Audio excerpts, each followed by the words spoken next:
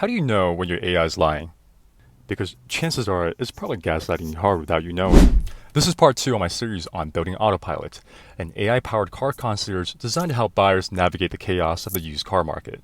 And if you think I cracked the code by now, you might want to stick around for part 3, or maybe even part 4. To recap, we are now focused on finding a smarter way to summarize car research, not with vibes, but verified insights. So I started with a simple idea. Let's build an internal car knowledge base first, then let GPT generate reports from that data.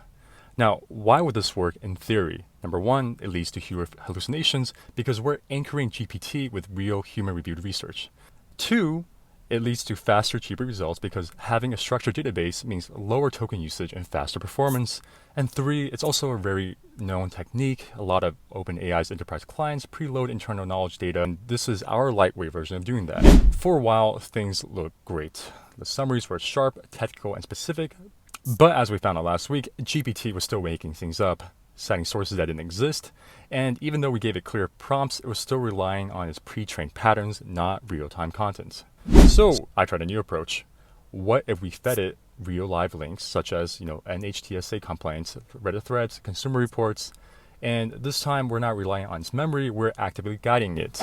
To make sure that the sources were solid, I even built a scorecard with criteria like recency, specificity, confidence index, so that there is a level of objectivity to our sources. Then also with systems thinking in mind, I also wrote a script to automate the whole process. The script would auto-generate relevant links based on the car model and feed those links to chat to generate the car report that our library depends on. But then something weird happened. No matter what links I fed it, even the broken ones, the summary stayed the same. So I asked GPT, were you actually using these links? Eventually admitted, no it wasn't. It can't access live links, it doesn't read them, it just pretend it did unless you copy and paste the content directly. This was another wake-up call. There are levels to this and we're testing its limitation. GPT is in the search engine, it doesn't know what's real, just what sounds plausible. And that's why sometimes it can seem so confident even though it gets the sources wrong.